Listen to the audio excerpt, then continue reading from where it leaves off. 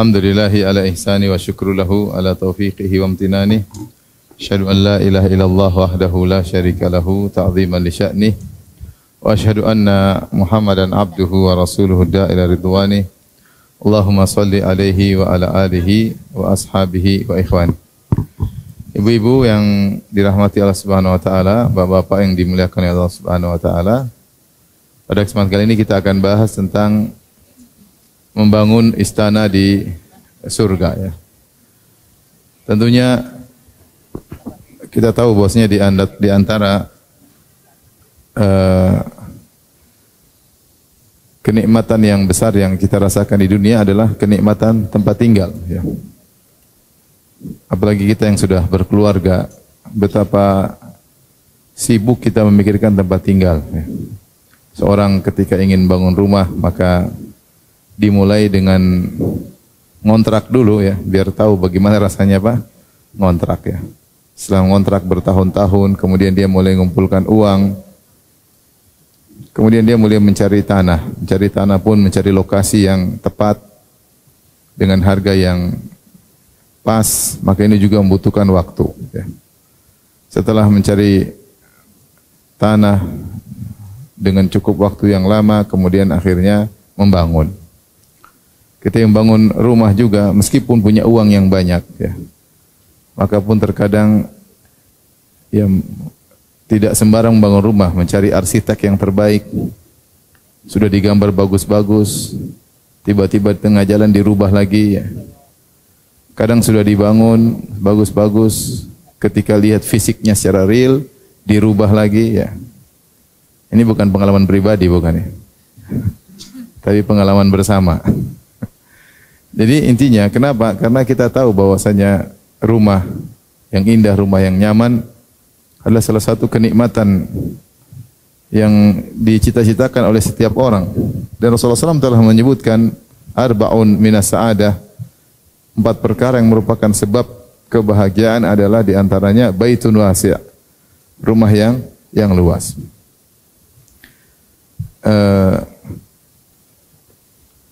Tentunya kalau kita tahu bahwasanya membangun rumah di dunia butuh perjuangan, butuh biaya.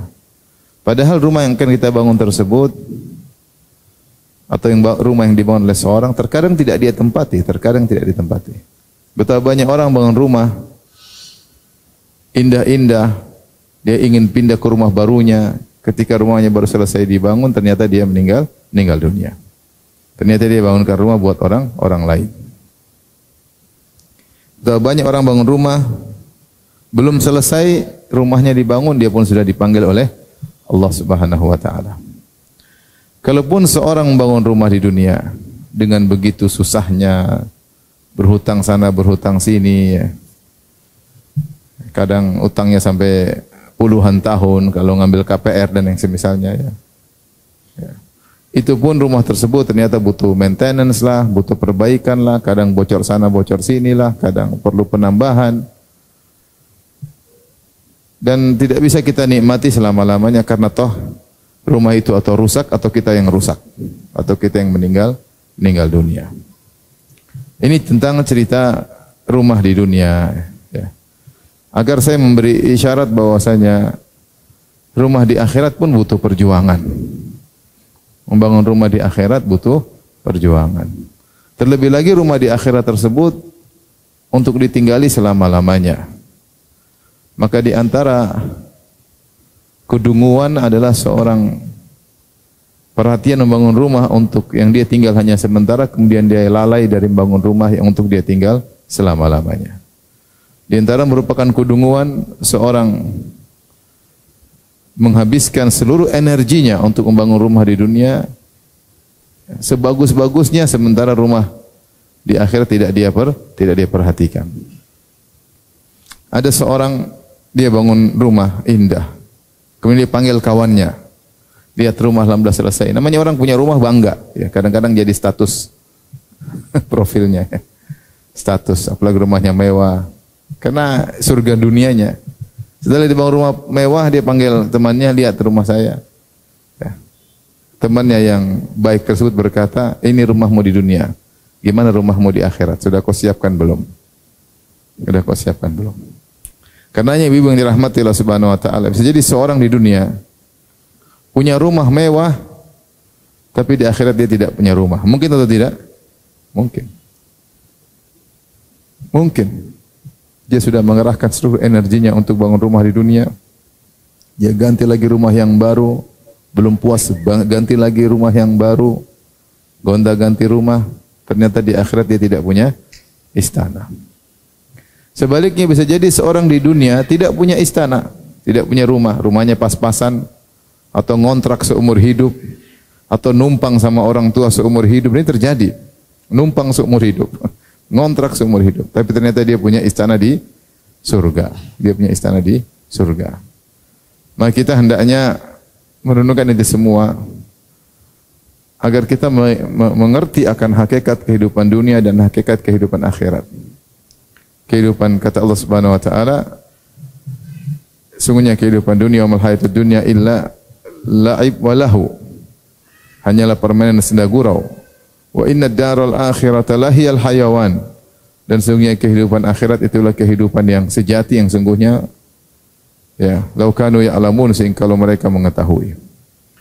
Makanya Rasulullah SAW ketika menggali Khandaq bersama para sahabat, kemudian para sahabat dalam kondisi kelaparan sampai mereka mengikat perut mereka dengan batu untuk menahan lapar, untuk lambung tetap terikat. Nabi pun mengikat perutnya dengan batu. Ketika itu musim dingin, mereka menggali parit, ya, sampai tubuh mereka penuh dengan tanah. Ketika Rasulullah SAW melihat para sahabat dalam kesusahan, Nabi berkata, labbaik Allahumma la aisha illa aishul akhirah warhamil ansara wal muhajirah. Kata Nabi, ya Allah, aku penuhi panggilan-Mu ya Allah. Ya Allah, sungguhnya tidak ada kehidupan kecuali yang sejati kecuali kehidupan akhirat. Rahmatilah kaum ansar dan kaum muhajirin. Maka ini yang perlu kita ingat ketika kita terpacu untuk mikirin dunia, kita ingat akhirat. Jangan lupa untuk juga mikir apa? Akhirat. Jangan lupa juga untuk mikir akhirat. Ya. Dan ibu-ibu depan saya harapkan memotivasi suami berdua untuk bisa membangun istana di surga. Bilang sama suami, Mas, rumah di dunia sudah cukup, Masya Allah. Kita sekarang fokus bikin rumah di mana? Akhirat. Bukan sebaliknya, Mas, tambah rumah lagi, Mas. Ya. Abi, tambah lagi rumah ini kurang besar, Bi. Besarin lagi, Bi. Karena kenyataan bahwasanya pengaruh istri terhadap suami luar biasa. Jika istrinya tamak, suaminya jadi apa? Tamak. Jika istrinya qanaah, suami jadi qanaah. Ini saya bicara secara umum. Secara umum. Ya. Memang benar ada suami yang tamak. Ada. Sehingga mempengaruhi istrinya juga tamak. Ada yang suami qanaah, mempengaruhi istrinya qanaah. Tapi banyak wanita yang lebih mendominasi daripada suami. Ini wanita Indonesia ya, bukan wanita luar negeri ya. Indonesia itu subhanallah, suaminya baik-baik sampai sering nurut sama suami. Benar atau tidak ibu-ibu? Jujur. Benar atau tidak? Benar ya. Oleh karenanya pengaruh ibu terhadap suami luar biasa dalam membangun rumah di dunia maupun rumah di akhirat. Terserah ibu pilih mana ya. Saya tidak melarang untuk bangun istana di dunia, silakan. Siapa tidak senang punya rumah yang besar, yang luas, yang indah, yang nyaman ya. Kadang kita masuk ke rumah kawan, tanahnya 1 hektar, tanahnya 1 rumah luas sekali. Sampai mungkin kalau masuk dalam rumah harus pakai Google Map, saking besarnya. Luas. Pembantunya harus berapa bersih-bersih. Saya punya kawan punya rumah beberapa. Kemarin kita main ke rumah lamanya besar, bukan rumah kecil. Dia lampunya aja lupa di mana, nggak tahu kan. Ini bicara orang kaya. Kalau orang miskin hafal ya, karena saklarnya cuma 1. Cet, pintunya sedikit, nggak perlu pakai Google Map. Jadi maksud saya kita sampaikan di sini agar ibu-ibu mengajak suami semangat untuk membangun istana di surga. Tapi ibu, sebelum kita sebutkan amal-amal yang bisa membuat atau membangun istana di surga. Ada beberapa mukaddimah yang saya sampaikan. Tadi mukaddimah yang pertama. Mukaddimah yang kedua yang saya sampaikan. Ya. Kita renungkan apa namanya? Allah sebutkan tentang seorang wanita solehah yang ingin istana di surga. Siapa dia? Asia bintu Muzahim, istrinya Fir'aun. Allah sebutkan di akhir surat At-Tahrim, wa daraballahu mathalan lilladzina amanu imra'ata Fir'aun idh qalat rabbi ibni li 'indaka baitan fil jannah wa najjini min fir'auna wa 'amalihi wa najjini minal qaumidz zalimin. Dan Allah memberi perumpamaan tentang seorang bagi orang-orang beriman tentang istri Fir'aun namanya Asia bintu Muzahim. Disebutkan oleh sebagian ahli tafsir, Asia binti Muzahim inilah yang memungut Musa waktu Musa dilepas oleh alaihissalam, dilepas oleh ibunya. Maka dia mengambil si kecil Musa dari keranjang, dari tempatnya. Dia bawa. Ketika Fir'aun melihat Musa, dia melihat warna kulitnya, warna kulit Bani Israel. Karena Bani Israel warna kulitnya coklat. Sementara suku Egypt putih. Sementara Fir'aun ingin membunuh anak-anak Bani Israel. Maka dia ingin bunuh Musa. Maka apa kata Imra'atu Fir'aun? Berkata Asia bintu Muzahim, la taqtuluhu asa an yanfa'ana aw nattakhidahu walada. Wahai Fir'aun, jangan kau bunuh dia. Siapa tahu si kecil ini bermanfaat bagi kita dan kita bisa jadikan dia anak angkat. Kata para ulama, ketika Asia binti Muzahim berkata asa an yanfa'ana, semoga bermanfaat bagi kita, dan benar, ternyata dia beriman, manfaat akhirat. Gara-gara sekecil Musa ini akhirnya Asia beriman, dan benar akhirnya Musa menjadi anak angkatnya. Akhirnya ketika dia beriman, tentu memalukan bagi Fir'aun punya istri yang seluruh rakyatnya kafir kepada Musa, istrinya sendiri beriman kepada Musa. Dan ini membuat Fir'aun sangat jengkel. Maka dia berusaha merayu istrinya agar murtad meninggalkan agama Musa alaihissalam. Disebutkan oleh sebagian ahli tafsir, maka dia rayu Asia binti Muzahim dengan istana yang megah di dunia. Dia kasih dua pilihan. Kalau kau kafir kepada Musa, saya akan bangunkan istana yang megah. Belum mungkin juga akan dibangunkan piramida yang merupakan istana pada kehidupan berikutnya. Ya, orang Mesir itu, suku Egypt itu, mereka membangun piramid besar-besar karena mereka tahu, mereka meyakini kehidupan berikutnya mereka akan tinggal di piramid, sehingga mereka bangun yang megah-megah. Dan siapa yang dikubur di situ, maka akan menjadi kenangan yang dibanggakan, yang menakjubkan, yang maka dia rayu istrinya, kasih dua pilihan. Kau kafir kepada Musa, aku akan bangunkan istana di dunia dan mungkin dikasih piramid yang indah. Tapi kalau kau tetap beriman kepada Musa, aku akan membunuhmu. Disitulah kemudian Asia bintu Muzahim berdoa. Dia berkata, Rabbi binili indaka baitan fil jannah. Dia memilih istana di surga. Dia rela meninggalkan istana yang biasa dia tempati, istana yang indah, demi untuk meraih istana di mana? Surga. Maka akhirnya dia dibunuh oleh Fir'aun. Disebutkan Allah selamatkan dia sebelum dia dibunuh, ruhnya diambil terlebih dahulu oleh Allah Subhanahu wa taala. Inilah contoh wanita mukminah yang berfikirnya panjang tentang masa depan yang abadi, ya, akhirat.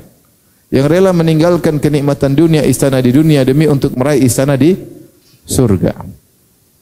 Dan dia memilih yang penting bisa di sisi Allah, maka dia mengedepankan di sisi Allah daripada istana. Dia berkata, Rabbi binili indaka, ya Allah bangunkanlah di sisimu baitan fil jannah, istana di surga.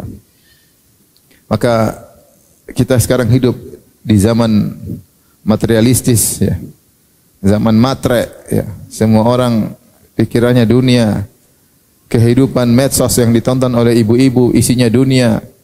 Banyak orang memamerkan kekayaannya meskipun hasil money laundry, ya.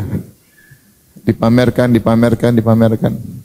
Anak-anak muda pamerkan kekayaannya untuk menarik perhatian. Mobil mewahnya, rumah megahnya, jet pribadinya, semuanya dipamerkan zaman sekarang. Sehingga tontonan-tontonan seperti ini membuat orang cinta kepada dunia, tertarik dengan dunia, lupa dengan akhirat. Hati ini lemah. Sering kita tonton seperti itu, kemewahan, ya, maka kita terpengaruh. Jangan bilang saya nonton saya tidak terpengaruh, enggak terpengaruh. Keinginan pengin ini, pengin itu, pengin ini, pengin itu dari tontonan. Sebagian wanita memamerkan kekayaannya, tas brandednya dia jadikan status, sehingga dilihat oleh semua orang. Bangga dengan kekayaan. Akhirnya lupa dengan untuk membangun istana di akhirat. Maka ingatlah contoh teladan yang dilakukan oleh Asia bintu Muzahim, istrinya Fir'aun. Taib, muqaddimah yang ketiga, sebelum saya sebut amalan-amalan yang bisa membangun istana di surga. Allah menyebutkan dalam Al-Quran atau dalam hadis juga, Al-Quran hadis, bahwasanya tempat tinggal di Al-Quran atau di hadis disebutkan dengan beberapa model. Di antaranya disebut dengan bait. Bait kalau bahasa Arab artinya apa? Rumah. Seperti dalam ayat tadi. Baitan fil jannah. Ya Allah bangunkan aku rumah di surga. Dan dalam hadis juga banyak. Man bana lillahi baitan fid dunya banallahu baitan fil jannah. Siapa yang bangun rumah bagi Allah di dunia, itu masjid maksudnya, Allah akan bangunkan bagi dia rumah di surga. Namun kata para ulama, rumah ini bahasa Arab bukan diartikan rumah seperti kita pahami tentunya, tapi rumah-rumah yang sangat mewah. Sampai sebagian ahli hadis menafsirkan kalau ada lafal rumah, tafsirkanlah dengan qasr, istana. Setiap ada hadis disebut bangun rumah, maka maksudnya adalah istana. Seperti disampaikan oleh sahib Tajul Arus. Dia mengatakan wa baitur rajul al-qasr. Rumah seseorang di antaranya istananya. Ya. Demikian juga dikatakan oleh Al-Munawi dalam Faidul Qadir. Disebutkan juga oleh Ibnu Battal, ya. Intinya dalam Sahih Syarah Bukhari dia mengatakan bi baitin ay bi qasrin. Ya. Yuqalu hadza baitu fulan ay qasruhu. Dalam bahasa Arab terkadang istana disebut juga dengan apa? Bait. Disebut dengan bait. Ini salah satu yang disebut dalam Al-Quran. Kemudian di antaranya disebut dalam Al-Quran juga dengan sebut Al-Ghurfah. Al-Ghurfah. Al-Ghurfah kalau bahasa sekarang diartikan kamar, ya. Tapi kalau istilah dalam hadis, Al-Ghuraf maksudnya adalah tempat tinggal yang mewah. Tempat tinggal yang mewah. Allah sebutkan misal dalam surat Az-Zumar, lakinnal ladzina taqaw rabbahum lahum ghurafun min fawqiha ghurafun mabniyatun tajri min tahtihal anhar. Akan tapi bagi orang yang bertakwa, ya Allah siapkan bagi mereka ghuraf, yaitu tempat-tempat tinggal yang mewah. Min fawqiha ghuraf, di atas tempat-tempat mewah tersebut ada lagi tempat yang mewah. Jadi bertumpuk-tumpuk, bertingkat-tingkat. Bertingkat-tingkat. Mabniyatun, yang benar-benar dibangun oleh Allah di surga. Tajri min tahtihal anhar, di bawahnya mengalir sungai-sungai yang indah. Sungai-sungai yang indah. Jadi terkadang disebut dengan ghurfah atau ghuraf. Seperti juga Allah mengatakan di akhir surat Al-Furqan tentang ibadur Rahman, setelah Allah menyebutkan tentang sifat-sifat mereka, Allah berkata, ulaika yujzaunal ghurfata bima sabaru. Mereka itulah yang akan diberi balasan ghurfah, itu surga yang tinggi. Surga yang tinggi dengan tempat tinggal yang apa? Tinggi. Jadi ghurfah bedanya dengan istana. Kalau ghurfah itu istana yang tinggi. Demikian juga dalam surat Saba ayat 37, wa ma amwalukum wala auladukum billati tuqarribukum indana zulfa illa man amana wa amila shalihan fa ulaika lahum jazaa'u dhi'fi bima amilu wa hum fil ghurafati aminun. Mereka di dalam ghurfah mereka dalam kondisi aman. Demikian juga, ya,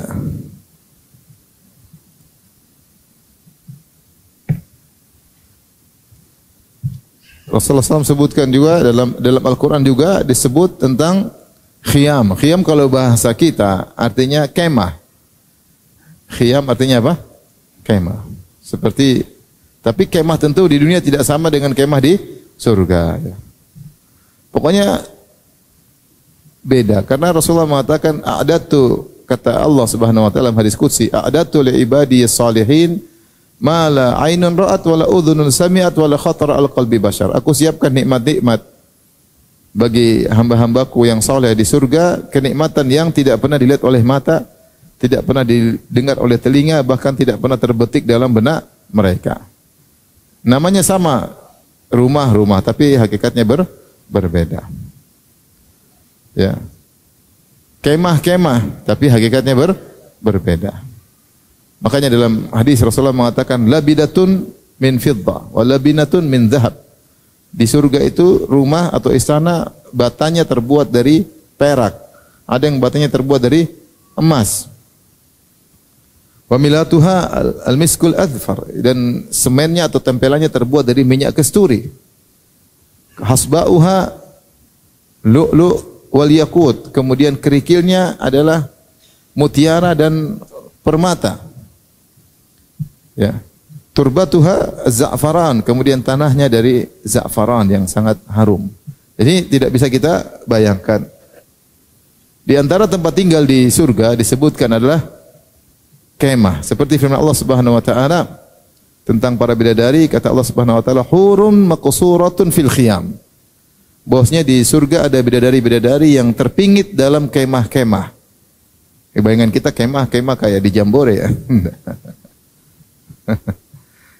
Baik, di antara penjelasan Nabi tentang kemah misalnya, Rasulullah berkata, "Innalil mu'min fil jannati la khaymatan." Sungguhnya di seorang mukmin di surga punya khaymah. Jadi seorang mukmin dia punya mungkin beberapa tempat tinggal, ada bait, ada qasr, ada ghurfa, ada kemah. Sebagaimana orang kalau raja di dunia punya model-model tempat tinggal, ya atau tidak? Iya. Punya tempat tinggal berbagai macam. Mungkin kalau di villa, kalau di sana rumah, kalau di sana macam-macam, mungkin punya kemah yang indah, ya. Tapi kata Nabi SAW, innalil mu'min fil jannati la khaymatan. Sungguhnya di surga bagi seorang mukmin dia punya kemah. Min lu'lu'atin wahidatin mujawwafatin.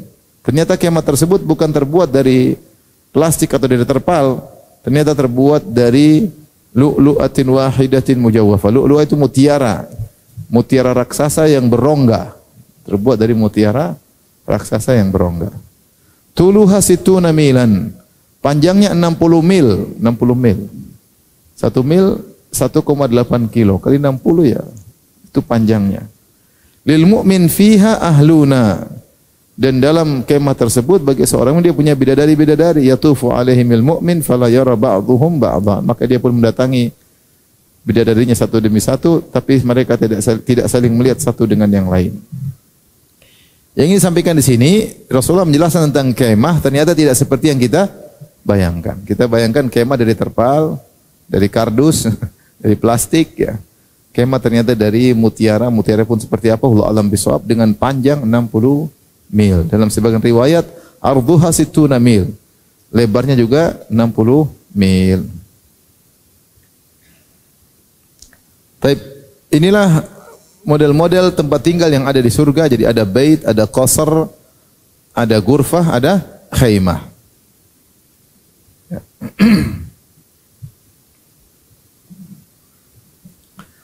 Baik, sekarang kita akan bahas amal-amal apa saja yang bisa menjadikan seorang mendapatkan istana di surga. Di antara wanita yang diberi janji istana di surga adalah Khadijah radhiyallahu taala anha. Jibril datang kepada Nabi sallallahu alaihi wasallam berkata, "Ya Rasulullah, hadhihi Khadijatun atatka. Ma'aha ina'un fihi idamun."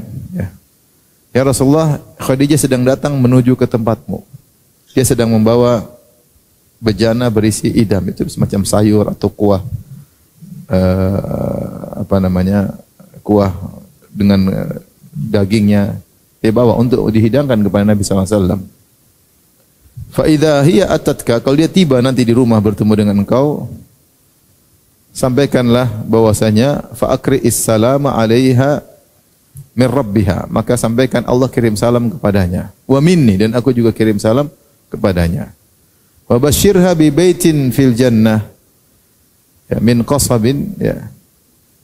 Sampaikan kepada dia dapat istana di surga terbuat dari mutiara. La sakhaba fiha wala nasab. Yang dalam istana tersebut tidak ada lagi keletihan dan tidak ada lagi suara hiruk pikuk teriak-teriak. Disebutkan oleh sebagian ulama, ini adalah balasan kepada Khadijah atau ganjaran bagi Khadijah karena selama dia hidup bersama Nabi, dia menjadi istri yang salehah. Sehingga Allah berikan kepada dia istana dari mutiara yang tidak ada sakhab, itu teriak suara, angkat-angkat suara, dan tidak pernah juga letih. Kenapa? Ketika di dunia dia tidak pernah angkat suara kepada Nabi sallallahu alaihi wasallam. Tidak pernah angkat suara kepada Nabi sallallahu alaihi wasallam. Yang kedua, dia tidak pernah, dia selalu letih ngurusi anak-anak Nabi agar Nabi bisa berdakwah. Agar Nabi bisa berdakwah. Maka seorang jika wanita soleha, sangat diharapkan dia mendapatkan istana di surga. Makanya ibu kalau mau angkat suara ditahan. Jangan dilepaskan, tahan. Kalau enggak kuat masuk kamar mandi, teriak di kamar mandi. Jangan depan suami. Saya pernah ngisi baru-baru aja, mungkin beberapa sebulan atau 2 bulan yang lalu di suatu kota. Saya bilang, siapa? Saya tanya sama bapak-bapak. Siapa ikhwan sekalian yang istrinya tidak pernah angkat suara? Tahu-tahu ada yang ngangkat. Saya, Ustaz, subhanallah. Jomblo atau bukan? Kalau jomblo memang enggak ada istri yang angkat suara karena istrinya enggak ada. Lu aja belum tahu, kalau udah nikah lu tahu nanti. Jadi ada yang katakan satu orang, subhanallah. Seorang dokter. Saya tidak pernah angkat suara, tidak pernah sama. Sejak nikah tidak pernah sama sekali. Udah berapa tahun nikah? 15 tahun. Subhanallah. Luar biasa. Luar biasa. Tapi qadarullah istrinya belum punya anak. Tapi ada. Selama saya putar Indonesia ini saya baru dapat sekali nih. Karena saya sering nanya, siapa yang istrinya tidak pernah angkat suara? Ternyata ada. Ya. Sekarang mau nanya, coba ibu-ibu yang tidak pernah angkat suara, angkat tangan. Jujur, di masjid Allah Maha tahu. Coba. Ibu-ibu, ini ratusan ibu-ibu, ada enggak yang enggak pernah yang enggak angkat suara? Saya tanya bukan lagi tidur ya, jangan yang saya Ustaz, lagi tidur ya. Enggak, yang enggak lagi tidur, lagi di depan suaminya. Tidak pernah angkat suara sama suaminya seumur hidup, ada enggak? Enggak ada ya. Ya sudahlah. Namanya juga perempuan, mau diapain ya. Tapi kalau laki-laki tidak angkat suara sama istrinya, mungkin ada enggak? Ada. Aneh kan, harusnya perempuan tidak pernah angkat suara sama laki-laki. Tapi di tanah air kita itu ada laki-laki tidak angkat suara sama istrinya, ada. Itu kenyataan. Baik, jadi diharapkan wanita soleha bisa meraih istana sebagaimana ibunda Khadijah radhiyallahu taala anha. Baik. Amal yang kedua adalah menjaga salat sunnah rawatib. Hadis dari Ummu Habibah radhiyallahu taala anha. Beliau berkata, "Sami'tu Rasulullah sallallahu alaihi wasallam yaqul," aku mendengar Rasulullah sallallahu alaihi wasallam bersabda. Itu suaminya sendiri, Ummu Habibah Ramlah bintu Abi Sufyan. Punya suami Rasulullah sallallahu alaihi wasallam, Ummul Mukminin. Aku mendengar Rasulullah sallallahu alaihi wasallam bersabda, "Man shallat itsnatai asyrata rak'atan fi yaumin wa lailah, buniya lahu baitun fil jannah." Siapa yang salat 12 rakaat sehari semalam, bukan salat fardu tapi salat sunnah, maka akan dibangunkan baginya istana di surga. Ini hadis diriwayatkan oleh Ummu Habibah, seorang wanita, ibu rumah tangga. Ya. Dan dia meriwayatkan hadis ini. Disebutkan setelah dia mengatakan, setelah saya mendengar ini dari Rasulullah, saya tidak pernah meninggalkannya. Kemudian perawi yang meriwayatkan dari Ummu Habibah juga berkata, setelah saya mendengar ini dari Ummu Habibah, saya tidak pernah meninggalkannya. Perawi berikutnya juga berkata, setelah saya mendengar dari rawi sebelumnya, saya tidak pernah meninggalkan salat 12 rakaat setiap hari, sehari semalam. Dan ujian berat bagi ibu-ibu, karena ini pengajian ibu-ibu, bapak-bapak cuma nebeng ya.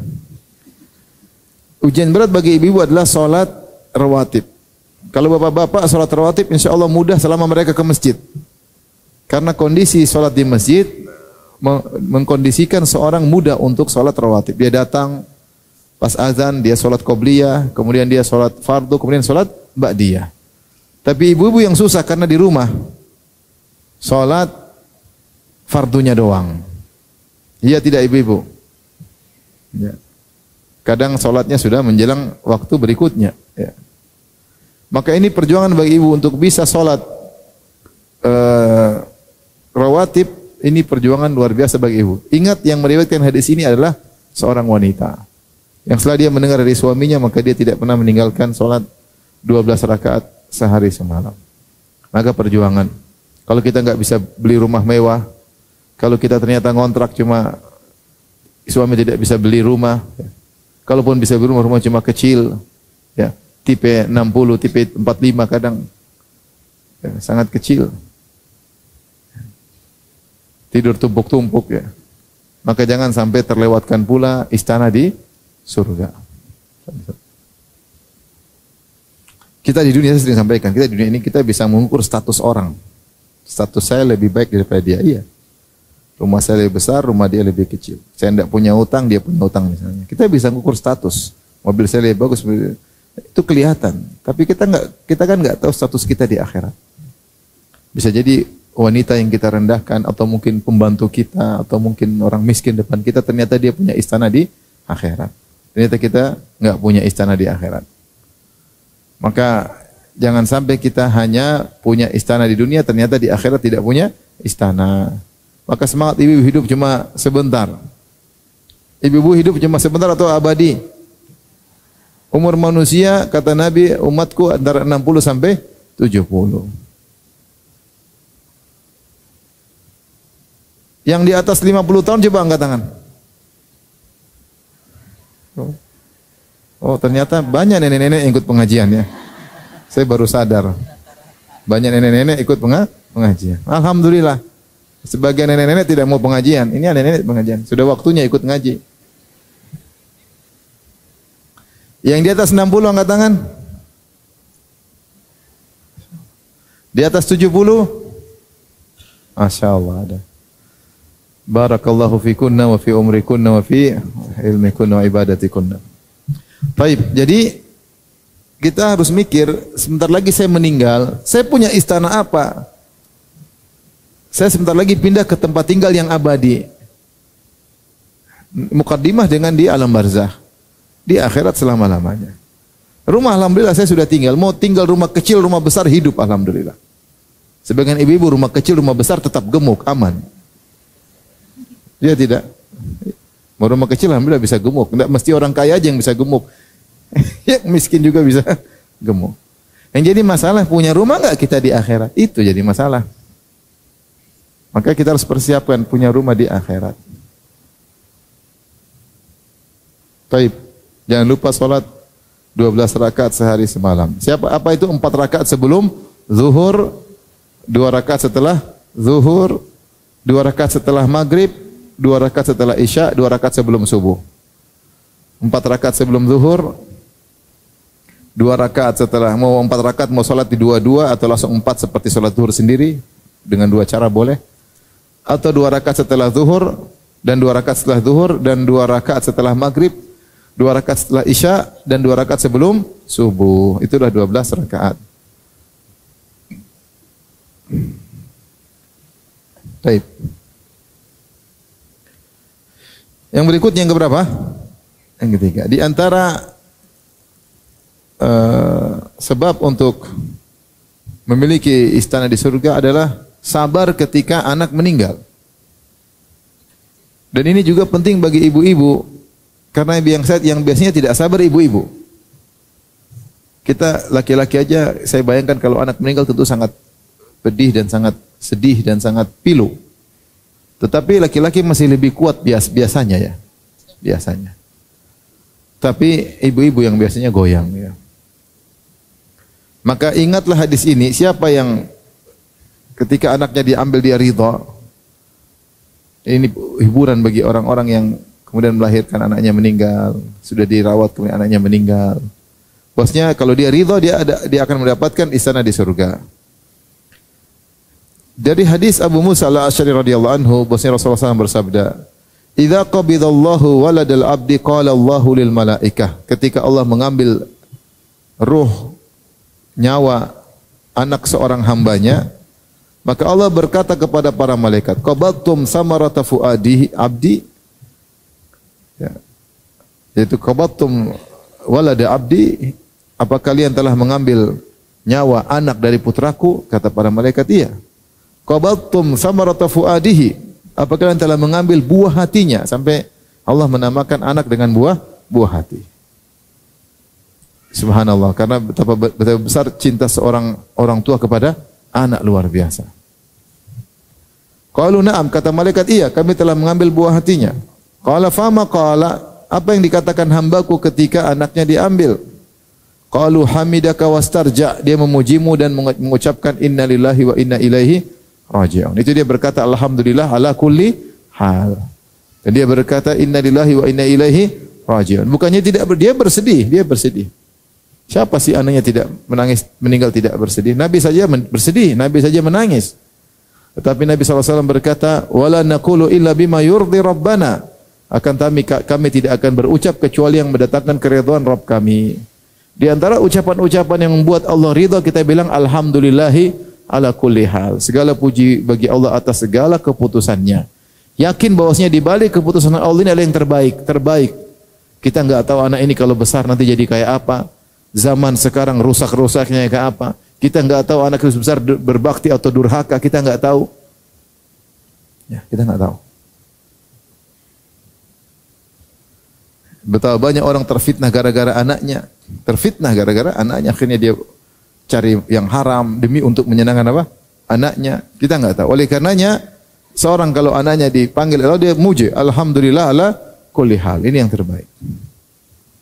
Anak ini akan beri syafaat baginya dan dia akan dapat istana di surga. Wastarja, dan dia berkata inna lillahi wa inna ilaihi raji'un, yaitu kami ini milik Allah dan kami akan kembali kepada Allah. Jadi dua kata ini luar biasa. Pertama, mengingatkan kita akan hikmah yang kita tidak tahu. Kenapa anak kita diambil? Kita bilang Allah yang maha tahu. Tapi pasti ada hikmah yang indah. Yang kedua, untuk ingat kita ini anak kita milik Allah, anak kita milik Allah. Kalau Allah ingin ngambil sekali-sekali terserah Allah. Makanya kisah yang menakjubkan tentang kisah Ummu Sulaim. Saya sudah pernah ceramah tentang Ummu Sulaim radhiyallahu ta'ala. Ketika anaknya meninggal, dia yang menenangkan Abu Talha. Suaminya sampai marah, dia yang tenangkan. Dan ini jarang terjadi. Biasanya suami menenangkan apa? Istri. Dia Ummu Sulaim radhiyallahu anha menenangkan suaminya. Sampai sebelum dia kabarkan putranya meninggal, dan ini putra sangat disaingi oleh Abu Talha. Putra satu-satunya ketika itu, dia berkata, Abu Talha, bagaimana menurut engkau jika ada orang kasih pinjaman barang terus dia pakai senangnya, kemudian orang itu ambil kembali. Apakah dia kembalikan? Ya kembalikan. Sudah dibaikin, dikasih barang, kembalikan. Maka dia bilang, sungguhnya anakmu adalah titipan dari siapa? Allah.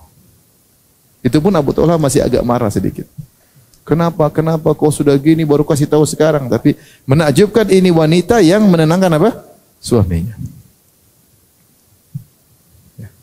Sebagian wanita anaknya sudah meninggal, bonekanya taruh di kamar tidur, nangis tiap hari. Ini membuat dia lama-lama merintis, meratapi, akhirnya tidak ridho dengan pesan Allah. Justru ada sebab-sebab yang buat dijauhkan, bukan malah bonekanya, sepedanya taruh dalam kamar. Tiap hari lihat sepeda nangis lagi, tiap hari lihat boneka nangis lagi. Ya. Berat memang, tapi jangan kita melakukan sebab-sebab yang buat kita semakin menderita. Tapi yang berikutnya, agar dibangun istana di surga, ini bagi yang punya duit adalah membangun masjid di dunia. Bangun masjid di dunia. Dari Utsman bin Affan radhiyallahu anhu, beliau berkata, "Man bana masjidan, banallahu lahu mislahu fil jannah." Siapa yang bangun masjid, Allah akan bangunkan semisalnya di surga. Hadis riwayat Bukhari dan Muslim. Kemudian hadis riwayat Ibnu Majah dari Jabir bin Abdullah radhiyallahu anhuma anna Rasulullah sallallahu alaihi wasallam bersabda, "Man bana masjidan lillahi kamafhasi qatatin." Siapa yang bangun masjid karena Allah, kamafhasi qatatin, meskipun seukuran tempat bertelurnya burung qatat. Itu burung apa? Burung kecil, mungkin burung puyuh atau burung semisalnya. Au asghar, atau lebih kecil, banallahu lahu baitan fil jannah, maka Allah akan bangunkan bagi dia rumah di surga. Ya. Mafhasul qatat itu burung ini beda dengan burung-burung lain. Burung lain tuh mereka kadang bertelur di pohon, terkadang bertelur di gunung, ya. Tapi burung ini enggak, dia taruh telurnya di tanah. Dia siapkan taruh telurnya di tanah. Sehingga Rasulullah memberi contoh dengan burung ini, karena burung ini bikin rumahnya di mana? Di tanah. Untuk tempat bertelur di tanah. Sebagaimana masjid dibangun di tanah, bukan di atas pohon. Kemudian burung ini kecil, telurnya pun kecil. Kata Nabi, siapa yang bangun masjid meskipun seukuran ini, dan itu tidak mungkin, hanya sekedar mubalaghah, hiperbola. Kalau ada bangun masjid cuma seukuran gini, Allah tetap akan bangunkan bagi dia istana di surga.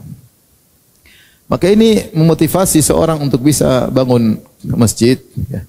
Kalau dia bisa bangun sendiri itu yang terbaik. Kalau tidak bisa bangun sendiri maka dia berpartisipasi, kontribusi. Meskipun dia hanya bisa kontribusi misalnya 1 petak tanah 1 kali 1 meter, tidak jadi masalah. Tentunya semakin dia yang bangun semakin besar pahalanya, semakin megah istananya. Karena Rasulullah SAW bersabda dalam hadis Utsman tadi, "Man bana masjidan banallahu lahu mithlahu." Siapa yang bangun masjid karena Allah, Allah bangunkan semisalnya. Itu semakin luas dia bangun masjid, semakin besar istananya yang Allah siapkan di surga. Sebagian masjid butuh biaya besar, sebagian masjid mungkin di kampung-kampung tidak besar. 10 kali 10, 8 kali 8, 12 kali 12. Ya. Masjid sederhana, tidak perlu megah-megah, sudah bisa dijadikan masjid. Sampai kalau orang bangun masjid pertama, dia bangun misalnya 12 kali 12. Terus kemudian dia meninggal. Terus 20 tahun kemudian masjid direnovasi, masjid yang dia bangun dibongkar. Terus tanah diperluas, jadi masjid megah, dia tetap dapat pahala, tetap mengalir. Kenapa? Tidaklah terbangun masjid yang kedua renovasi kecuali karena ada masjid yang pertama. Tetap dapat pahala. Dapat pahala. Namun subhanallah, menakjubkan kita dapat manusia ajaib di zaman sekarang. Ada kawan, rumah dia tidak ya bermiliar-miliar tapi tidak terlalu mewah lah. Taruhlah rumah mungkin 2, 3 M, 4 M. Dia bangun masjid sampai 80 M sendirian. Saya hanya snuzon, mungkin dia lebih mengutamakan istananya di surga daripada istananya di dunia. Luar biasa. Kebanyakan orang lebih perhatian terhadap rumahnya di dunia daripada rumahnya di akhirat. Tapi ada orang yang dia bangun masjid dengan berlipat-lipat harga rumahnya sendiri. Satu masjid. Belum dia bangun lagi masjid berikutnya. Luar biasa. Ini yang benar-benar tijarah. Ya. Berdagang bersama Allah Subhanahu wa taala. Keuntungannya luar biasa. Ini manusia ajaib di zaman sekarang. Ada ya. Yang perlu diperhatikan ketika bangun masjid, Nabi mengatakan, "Man bana lillahi masjidan." Siapa yang bangun masjid karena Allah, bukan untuk sombong-sombongan, untuk bangga-banggaan. Oleh karena Ibnu Hajar dalam Fathul Bari menyebutkan masjid itu milik Allah. Oleh karenanya penamaannya masjid dinamakan cuma untuk membedakan satu masjid dengan masjid yang lainnya. Di zaman Nabi SAW, nama masjid dibedakan bukan karena penamaan, tapi karena untuk membedakan, litamyiz, bukan untuk pemilikan, karena masjid semuanya milik siapa? Allah. Misalnya disebut Masjid Bani Zuraik, di zaman Nabi ada Masjid Bani Zuraik, yaitu masjid yang terletak di tempat tinggal Bani Zuraik. Namanya Masjid Bani Salimah. Masjid Bani Salimah itu masjid yang dibangun di kompleks kampung Bani Salimah yang sekarang namanya Masjid Al-Qiblatain. Ada namanya Masjid Nabawi, yaitu masjid yang Nabi bangun, ya. Masjidun Nabi karena Nabi yang membangun dan seterusnya, ya. Bukan untuk pemilikan tapi untuk pembedaan. Maka Ibnu Hajar menyebutkan tidak layak jika seorang menamakan dengan nama dirinya. Masjid Firanda Andirja, kan lucu. Memang masjid punya siapa? Punya Allah. Maka seorang ketika bangun masjid, ikhlas karena Allah. Jangan sampai dia bangun masjid karena riya, maka pahalanya hilang. Dia tidak dapat apa-apa. Misalnya dia menamakan masjid dengan nama bapaknya. Buat apa? Khawatir supaya orang tahu saya yang bangun. Ini bapak saya buat bangga-banggaan. Enggak, ini masjid milik Allah. Tidak perlu kau namakan masjid tersebut dengan masjid apa? Bapakmu, enggak perlu. Kita tidak menuduh dia riya, cuma ini peringatan dari para ulama, hati-hati. Karena kalau kita menamakan masjid dengan nama kita, ini potensi riya sangat besar. Meskipun belum tentu riya, tapi potensinya sangat apa? Besar. Nama sahabat, nama Allah, ya, Masjid Ar-Rahman, Baitur Rahman, ya. Masjid Al-Fattah, masjid atau sahabat Abu Bakar As-Siddiq, Masjid Umar, masjid apa? Sekedar untuk membedakan. Ya. Darul Muttaqin, Darul Musafirin, macam-macam. Ya. Nama macam-macam masjid. Ada masjid, ada musafirin yang di masjid itu di tempat orang safar, orang biar mampir, ya. Sekedar bukan untuk pemilikan. Karena membangun harus karena Allah Subhanahu wa taala. Taib.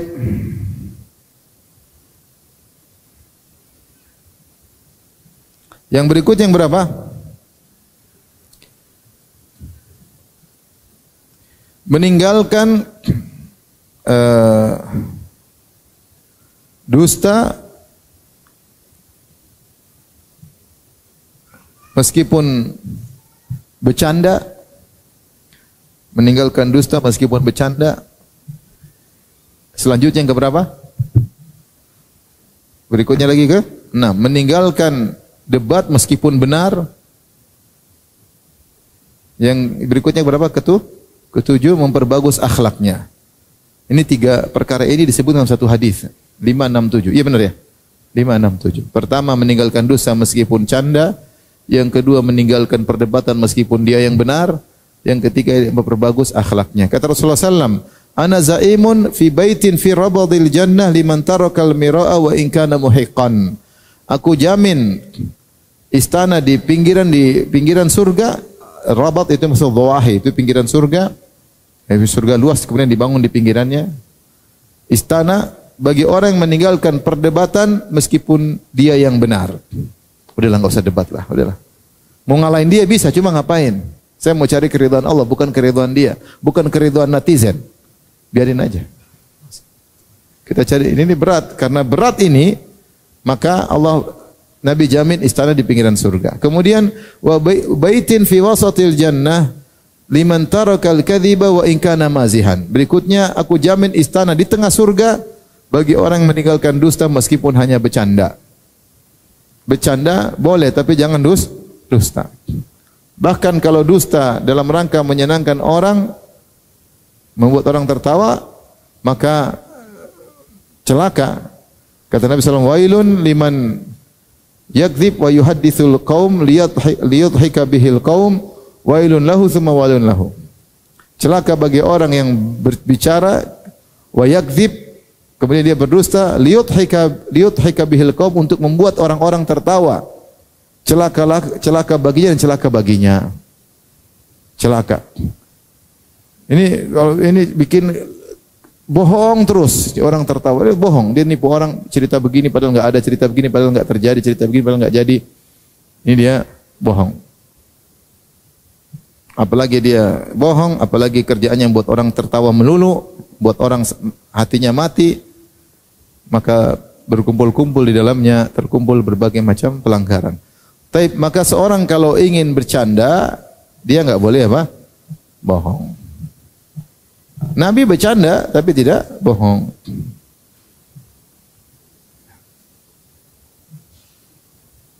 Dulu Nabi pernah berkata, ada seorang minta tunggangan untuk bisa jihad. Kata Nabi, inna hamiluka ala waladin naqah. Kau ingin jihad? Ya sudah, kami akan kasih engkau tunggangan tapi anak onta. Dia bilang, apa yang baru saya lakukan dengan anak onta ya Rasulullah? Gimana mau dinaiki? Kata Nabi, bukankah setiap onta pasti anak onta? Meskipun sudah besar pasti anak juga onta. Emang dia lahir tanpa ibunya? Ini Nabi canda. Ternyata Nabi candain dia. Saya pernah juga candain ustaz saya. Saya bilang, Ustaz, di rumah tadi tante istri datang. Tante istri saya datang. Terus dia joget-joget, Ustaz, bajunya dibuka di ruang tamu. Innalillah, kata Ustaz. Dia bayangannya, saya bilang, tante istri saya masih umur 3 tahun. Jadi kalau orang Bugis itu, ini derajatnya dari apa? Tante. Kenapa Firanda? Gila ya? Apa gimana, sakit? Enggak, dia normal aja. Kenapa dia joget-joget buka baju di ruang tamu? Ternyata tantenya masih kecil. Baik. Jadi tidak boleh dusta meskipun bercanda. Yang ketiga, ana zaimun bi baitin fi a'lal jannah liman hasana khuluquhu. Aku jamin istana di bagian atas surga bagi orang yang perindah akhlaknya.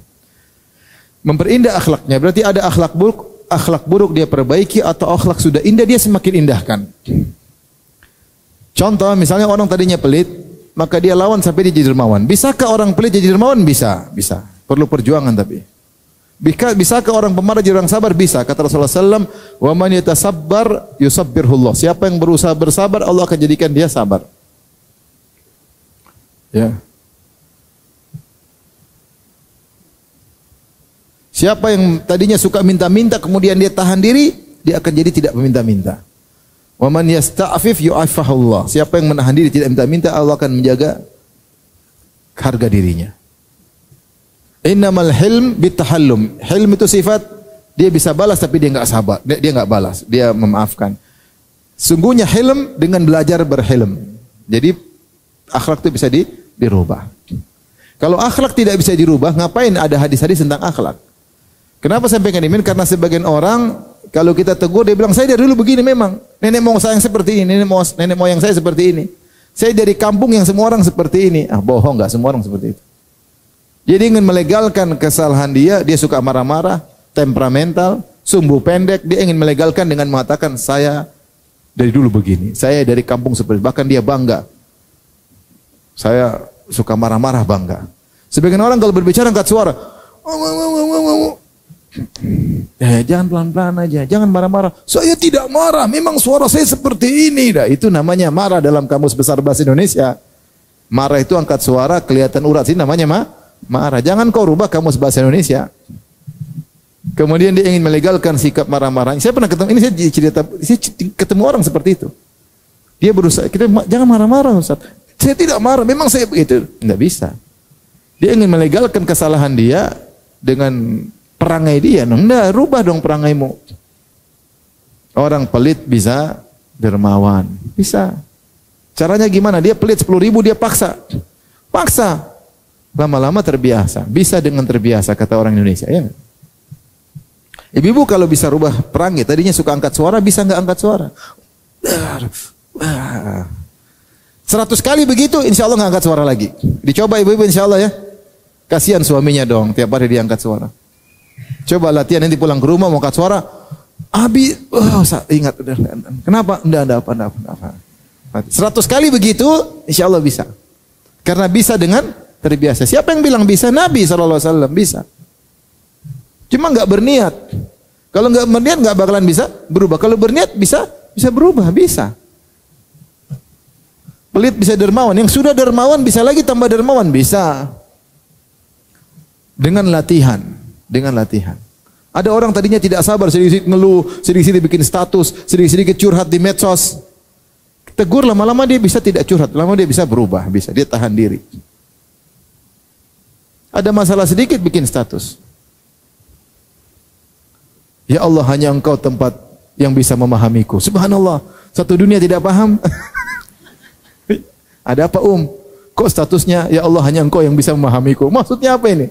Ini pasti suami masalah ini tidak paham-paham. Makanya statusnya hanya Engkau yang bisa memahamiku ya Allah. Itu curhat atau bukan? Sebenarnya bukan curhat, tapi ketahuan kalau dia sedang apa? Curhat. Lagi masalah sama suami terus gambar hati terbelah dua. Apa ini? Orang interpretasi macam-macam. Ini maksudnya apa? Kenapa hatinya kok terbelah dua? Maksudnya. Toto bikin layangan putus. Cuma. Ada yang telepon saya, Ustaz, gimana layangan? Saya sambung lagi tuh bagaimana layangannya. Berdoa sama Allah, kau yang lebih tahu. Mau disambung lagi boleh, mau ditambah lagi juga boleh, terserah. Kamu yang lebih tahu tentang yang terbaik buat agamamu ya. Jadi di antara sebab dapat istana di surga berusaha perbaiki akhlak. Ini mudah sebenarnya. Artinya kita tidak butuh modal. Ini kan tidak butuh modal. Dari pemarah tidak jadi pemarah, dari suka marah jadi penyabar. Dapat istana di surga. Tapi demikian juga yang berikutnya, yang keberapa sekarang? 8 adalah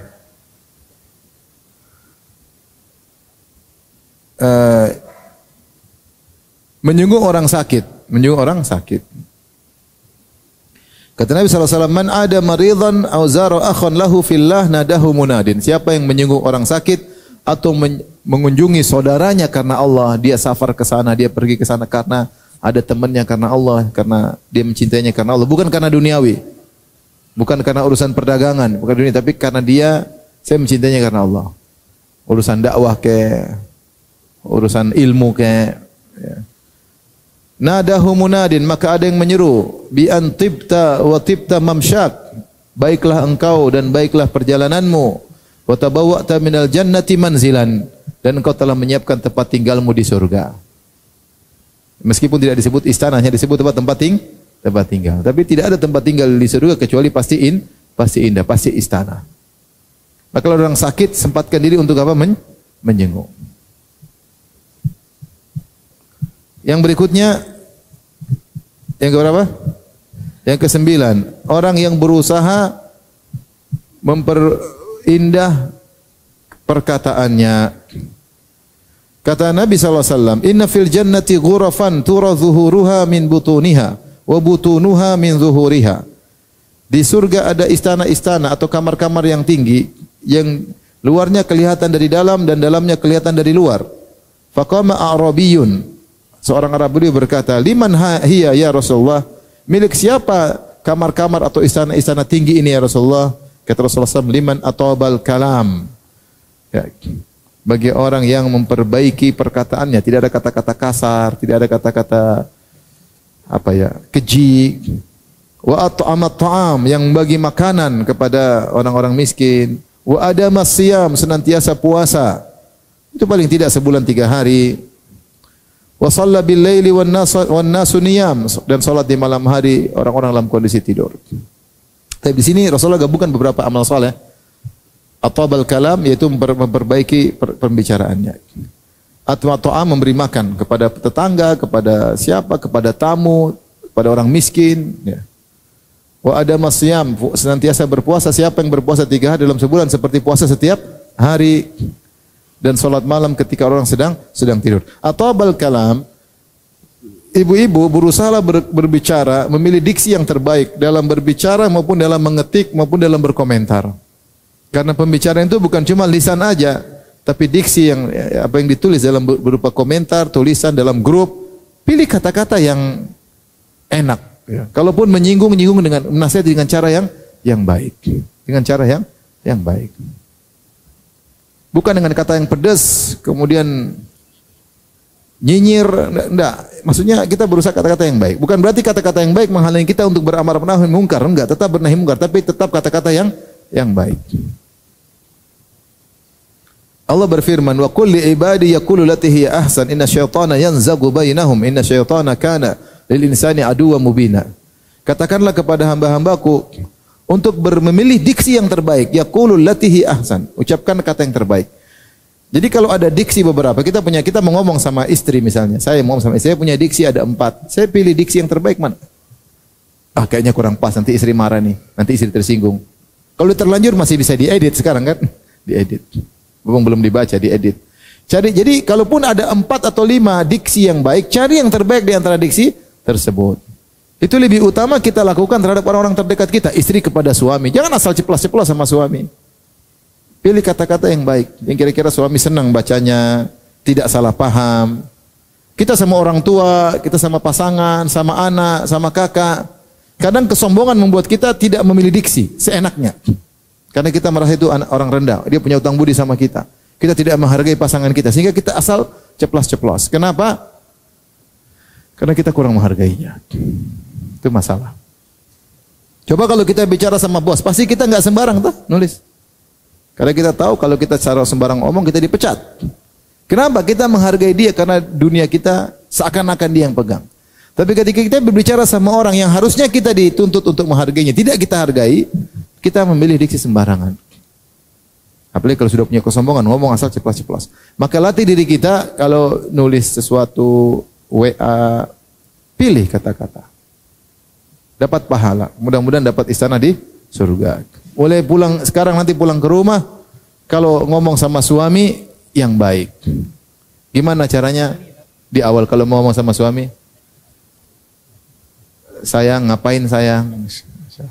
Tiba-tiba saya ingat kamu. Gitu. Iya. Nanti suami bilang, oh lagi di kantor. Kamu lagi di mana? Ya. Ya. Lagi di kantor.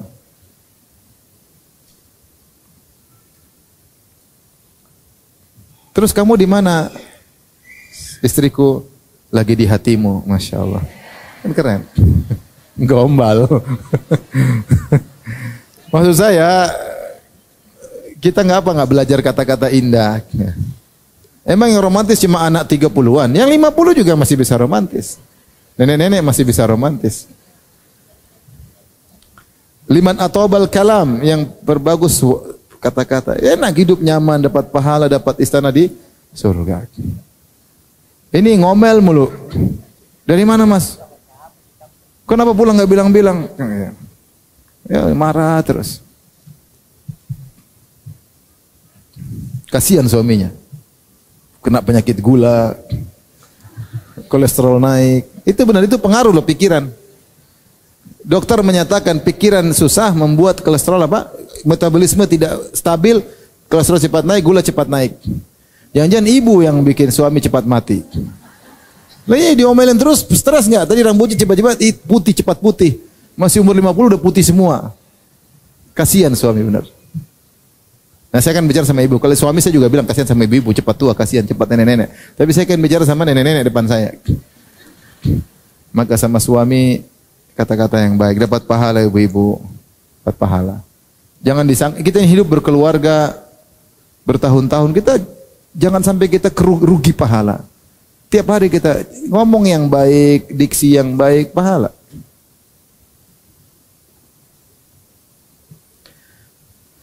Taib, jangan lupa juga puasa sebulan 3 hari. Ya. Tidak harus 13, 14, 15. Enggak harus. Itu pun hadisnya dipersisihkan oleh para ulama. Tapi kapan saja. Kapan saja silakan puasa. Ya. Silakan puasa. Semudahnya 3 hari. Siapa yang berpuasa 3 hari setiap bulan, maka dia telah berpuasa setahun penuh. Ya. Kemudian di antara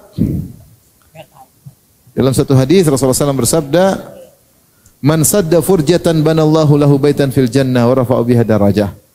Siapa yang lagi salat kemudian ada kosong dia maju, Allah akan bangunkan istana baginya di surga. Jadi dia berusaha saf tidak terputus. Ada orang mungkin keluar karena ini atau masih kosong, dia maju menutup saf karena Allah suka orang salat dengan saf yang rapi.